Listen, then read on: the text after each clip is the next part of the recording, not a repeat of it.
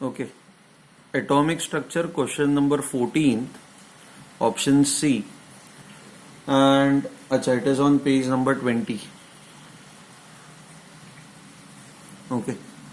आपको ये पूछा गया है कि each fine line of atomic spectrum was found to consist a doublet pair of lines.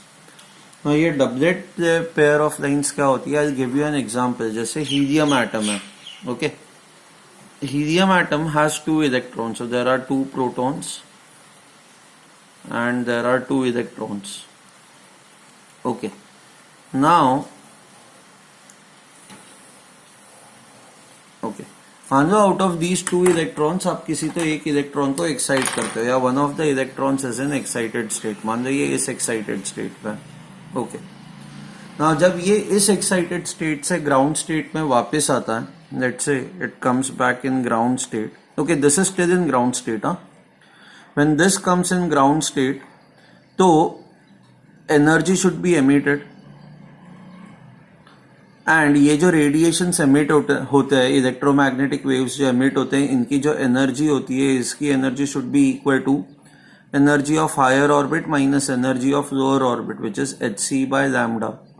So only one radiation should be emitted, right? And so there should be only one wavelength corresponding to this energy of higher orbit minus energy of lower orbit. But it was found that एक radiation नहीं आती, यहां से 2 radiations आती है. You get 2 lines. Now 2 lines क्यों आती है? इसके लिए spin quantum number came into existence. Spin quantum number के बेसिस पे आप ये चीज एक्सप्लेन कर पाते हो. Now when this electron and this electron have same spin, you get one of the lines. And when this electron and this electron have opposite spin, you get another line. Okay. Now when they have same spin, इसको triplet state कहा जाता है. When they have opposite spin, that is called as a singlet state. So ये triplet and singlet state के वजह से what you have is each fine line consists of a doublet pair of lines. ये आया आपको समझ में? So this is explained on the basis of spin quantum number. Fine. अच्छा, इसके बाद 2 इफेक्ट्स है. One is Stark effect and second one is Zeeman effect. ये दोनों इफेक्ट्स क्या होता है? जैसे फॉर एग्जांपल हाइड्रोजन एटम है या any Bohr atom. Bohr atom क्या होता है? Which has only 1 electron. Okay. Now in this case you have, okay, यहां पे हमें पता है कि energy of a shell does not depend upon a subshell, it only depends upon principal quantum number. So which means energy of 2s will be equal to energy of 2p. Okay. एक से ज्यादा electrons होंगे तो ये सब shell भी matter करता है, but when you have a single electron, हमने पढ़ा है कि energy only depends upon principal quantum number. Similarly energy of 3s should be equal to energy of 3p, which should be equal to energy of 3d for hydrogen like atoms. Okay. Now Stark effect क्या होता है? Stark effect ये कहता है कि मान लो ये आपका एटम है. ओके. एंड बेसिकली एटम के आसपास जो रीजन्स है जहां पे इलेक्ट्रॉन मिल सकता है उसको हम लोग कहते हैं ऑर्बिटल्स. ना जैसे ही आप एक्सटर्नल इलेक्ट्रिक फील्ड अप्लाई करते हो, एक्सटर्नल इलेक्ट्रिक फील्ड, ये न्यूक्लियस जो है वो ये साइड पे शिफ्ट हो जाएगा एंड इलेक्ट्रॉन्स की टेंडेंसी होगी ये साइड पे शिफ्ट होने की. It will move in the direction opposite to electric field. So some of the orbitals, जैसे कुछ 2p के मान लो कोई ऑर्बिटल है. ओके. जो ऑर्बिटल ये साइड पे है, okay, this orbital will have higher energy, क्योंकि इलेक्ट्रॉन की टेंडेंसी तो ये साइड पे मूव होने की है ना. अगर जो कोई इलेक्ट्रॉन यहां पे रह रहा है तो it will have higher energy and the electron which is coming to this side will have a lower energy. Okay. यहां पे हाइब्रिडाइजेशन भी होता है. ये जो ऑर्बिटल्स होते हैं, these orbitals mix up. So some of the orbitals have a orientation in this direction, they will have higher energy. Some of the orbitals जिनका ओरिएंटेशन ये डायरेक्शन में होता है, they will have a lower energy. तो पहले जो इन सबकी energy equal थी, अब इक्वल नहीं है ना. ये डीजेनरेसी इज लॉस्ट. ओके पहले जो ऑर्बिटल्स डीजेनरेट थे इनकी एनर्जी जो सेम थी, that degeneracy is lost. Okay and because degeneracy is lost now you have orbitals with different energies. इसको स्टार्क इफेक्ट कहते हैं. ना ये same effect, so Stark effect involves external electric field. Similarly आप external magnetic field apply करोगे तब भी आपको ये चीजें दिखेंगी कि orbitals which have got similar energy, उनकी एनर्जीज अब सिमिलर नहीं रहती, सेम नहीं रहती, वो चेंज हो जाती है. So that becomes your Zeeman effect. So Zeeman effect is basically loss in degeneracy due to magnetic field and Stark effect is loss in degeneracy due to electric field. ठीक है. Okay.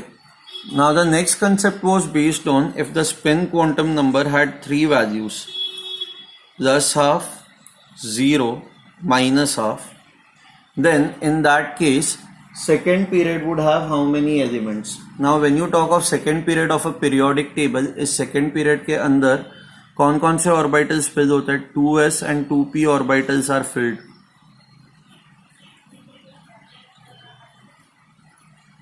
2s and 2p orbitals are filled. Okay correct. So second period जो होता है वो lithium से start होता है और वो नियॉन पे खत्म होता है. Now normally when you have, हर एक ऑर्बिटल के अंदर हमें पता है कि दो ही इलेक्ट्रॉन्स हो सकते हैं और एक का स्पिन होगा प्लस हाफ, एक का स्पिन होगा minus half. So total you can have total 8 electrons. तो इसलिए सेकेंड पीरियड में यू हैव टोटल 8 एलिमेंट्स. अब मान लो कि spin quantum number can also have a value 0. अगर जो 0 वैल्यू भी पॉसिबल है तो क्या होगा, अब हर एक के अंदर और एक एक इलेक्ट्रॉन पॉसिबल हो जाएगा. So now total there would be 12 electrons. Now because there are 12 electrons, the second period will then have 12 elements in it. Okay. So the next is probability density of electron at the nucleus in a hydrogen-like atom. Okay. Now when we are trying to find out the probability density of electron at the nucleus पे जब हम लोग find out करने की कोशिश कर रहे हैं तो it is at r equal to 0. Okay. तो basically ये radial probability है ना. What do you mean by radial probability? is probability density dependent upon distance. हम लोग डायरेक्शन की बात नहीं कर रहे. हम लोग क्वेश्चन में पूछा गया है probability density of electron at the nucleus in hydrogen like atom. So at r equal to 0 probability density क्या होती है? अब हमें यह पता है कि for s orbital probability density is maximum at the nucleus. ये मान लो this is maximum, this is for s orbital. Okay. For p orbital the probability density is ऐसे कुछ होता है. Okay. So probability density is 0. Okay. For p orbital.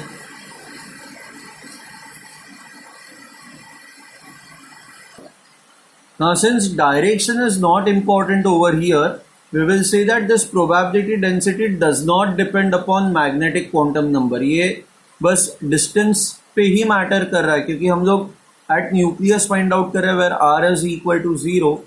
So hence it only depends upon, ये subshell पे ही depend करता है. It does not depend upon the magnetic quantum number. m पे depend नहीं करता. Okay. m independent.